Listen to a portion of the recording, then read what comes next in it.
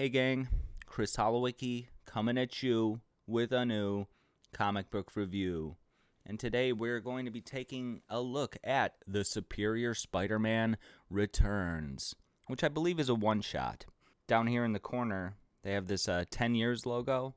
Apparently it has been 10 years since the debut of The Superior Spider-Man, which was kind of a controversial one. Marvel was wrapping up issue 600 of The Amazing Spider-Man by effectively killing Peter Parker by having him have his mind be taken over by one of his oldest enemies, Dr. Otto Octavius. This had fans in a big uproar, but I bit and decided to check it out.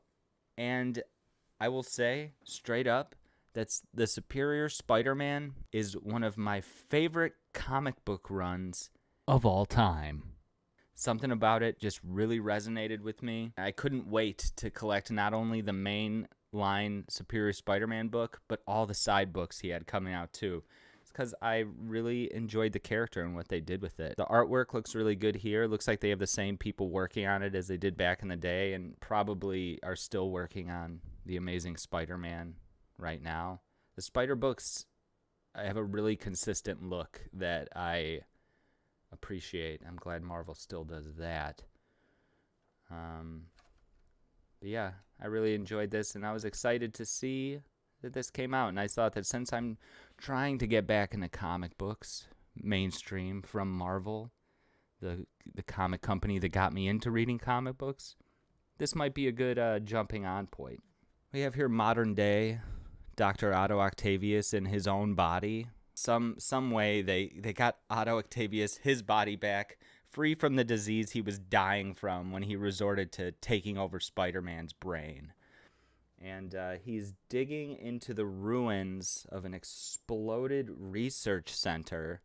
Apparently, according to this, which I love that they do this, and I think Marvel should do this more often because it seems like a trend that they stopped, is when they mention something that happens in an old issue, reference the issue so that people can find it and read it.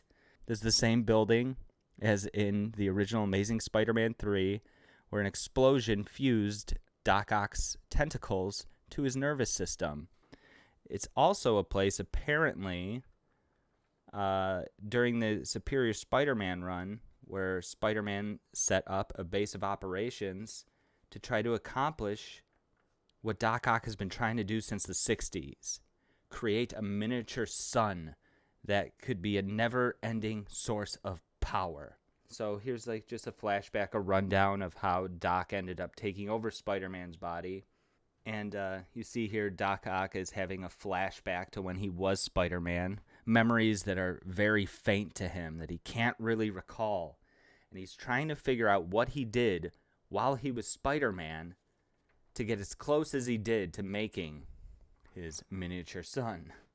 We then do a flashback to when he was Spider-Man. You see all of his little spider bots and all the super villainy gadgets that he used during his time as a superhero, quote unquote. These little robots, they monitor all of New York City, telling him where crimes are being committed so he could pick and choose which ones are worth his attention. So he ends up helping out in a police chase, chasing this villain, which I think his name is Slide. Well, his thing is he has a suit that makes him completely frictionless, which I guess means that he can go super fast and he can't be shot or grabbed. Here's a line which I think really captures the overall mood of the Superior Spider-Man. "You want a challenge, felon? Then you shall have it, courtesy of New York's greatest hero, the Superior Spider-Man." So it's supposed to be Peter Parker's voice, but he just talks like a supervillain all the time, which is where a lot of the fun in this book comes from, a lot of the laughs, I would say. So we have a pretty cool chase here. Doc Ock / Spidey is chasing this guy. And as he's doing so, he's doing a supervillain monologue explaining the trap that his prey is falling into. He creates a ramp, and this guy flies into the water, and Spidey explains to him Once you stop thrashing against the surface, your frictionless suit will pull you straight down. Remove the suit slide, and I could save you. The choice is yours. So he gives up. Spider-Man really gets along with the cops a lot. While he's a superior Spider-Man, they all seem to like him. You see him back at Horizon Labs where he's doing supervillain science stuff. And just the way he talks to other people, he's like, "Whoa, excuse me, dude. Wasn't expecting you to be here. Hey, are you taking Horizon equipment off campus? That's like no bueno. Max is gonna flip." And he's like, "Granny scraps. Don't be ridiculous, child. Only the boxes are Horizon supplies." And then he's like, "Oh, sorry, you need any help?" He's like, "Help from you? No. No, I do not. Step aside, scraps." So I think people pick up that the way Peter talks is a little bit different, but not enough to arouse enough suspicion. I really like this splash page. Maybe I'll review this. Where does that come? It doesn't even say which issue. It starts this month, though. I'll check it out. Oh, we get a appearance by Doc Ock / Pete's girlfriend at the time, who is a little person named Anna Maria. And what he's doing here, he's putting up ads for a lab assistant because he needs help doing his side supervillain stuff. Enter potential black lesbian with the mental illness haircut. She applies and shows up to the dilapidated research center. She asks him, "So I get the job?" He's like, "You are the only one to make it this far. The others balked at the outward facade and the liability waivers. So yes, young lady, the job is yours." You see down here, it says weeks later. He's like, "Nothing. All this work and nothing. We're running ourselves ragged. Maybe we need some extra hands." "Extra hands, you say?" Cut to the next day, and he's got the spider suit with all the extra spider arms, and that's a little funny. He ends up giving her henchman attire. You see him and his spider henchman getting at it. They attack AIM with giant mech robots, and he brings her along, and he's like, "How are you settling in, Miss Lopez?" She's like, "Are you crazy? I'm a scientist. I've never fired a gun in my life. I don't even have a driver's license." And then we get this hilarious line where he says, Now, I've heard about your generation's workplace entitlement, but there's no place for that here. Try pressing the thumb triggers." She's like, "I did not sign up for this." It's a little silly, but I don't know. I don't hate it. So it turns out they were attacking AIM just to steal shit from them. And they're about to steal some stuff. He's like, "You want us to take it all back to the Atomic Research Center?" And he's like, "Not all. The police will be suspicious if advanced idea mechanics shows no evidence of ideas or mechanics." It's pretty funny. And we get to something that's going to move the story along. He's so frustrated. He's smashing things. He's like, "What am I missing?" And she says, "Have you ever tried using the inverse of the harmonic frequency to initiate the core reaction?" And he says, "Wait, I have it. What if I use the inverse of the harmonic frequency to..." "Yes, of course, the answer is inversion." It's kind of a corny, cliche sort of gag. And she has some issues with that.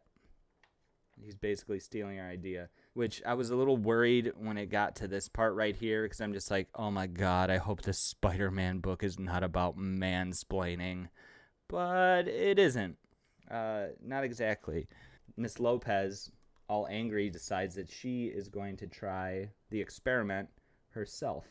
Power goes out. Peter knows, or Doc knows right away what's happening by the way the lights are flickering on and out. He knows it's his project, so he travels back to the research facility, and what does he find? Miss Lopez has turned into a superhuman. "My skin's on fire. I'm burning, blazing. What's happened to me?" "No more than you deserve, you treacherous lout." So it's like, yeah, more of the dialogue. The dialogue's really on point. She turns straight up supervillain right away, tries to kill Spider-Man. So she was kind of on the villain arc to begin with. And he starts playing mind games with her, does a distraction, convinces her that she is about to explode like a nuclear bomb. So he crawls into the decahedron to shield himself from the blast, which she follows. But then we find out when she shoots him that was just a hologram of Spider-Man, and he locks the door behind her. And she says, "You said I was going to explode, that this would kill me, that I'd die." And he says, "We all will eventually, and so will you, Estrella Lopez, someday. Why, a sun with your mass should last, what, about 3.2 billion years? Enjoy the containment pod." And she's screaming, and he wanders off. Pretty badass end to a fight. Doc Ock using his smarts to trick her. Flash forward back to modern day. Doc Ock does not remember that this woman is locked up in this box. And his curiosity gets the best of him. He opens it up only to free her. And there she goes. Now we have a new supervillain that was created 10 years ago that none of us even knew about. Doc is horrified. He's like, "Please, I beg you, don't kill me." She's like, "Kill you? I don't know you. I want Spider-Man." And she shoots off into the night. And he's like, "That did not go as planned. In fact, it went even better. Ha ha ha ha. Good luck, wall crawler." To be continued in Superior Spider-Man #1.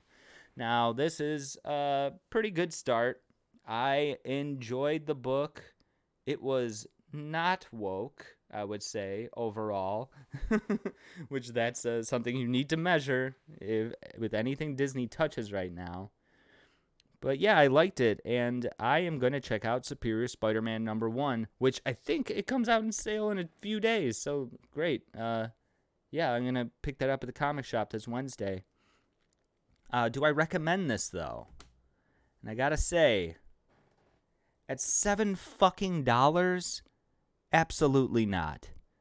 For $5, I would say buy this all day. But $7 for a Spider-Man comic, which I think it's a little larger than your typical floppy that you'd pick up every month, it's just not worth $7. So, alas, this is another Marvel comic book that I would say that I enjoyed, but I can't recommend buying it. But anyway, thanks for watching, motherfuckers. Make sure to like, subscribe, and hit that bong for notifications. And until next time, stay metal and hail Satan.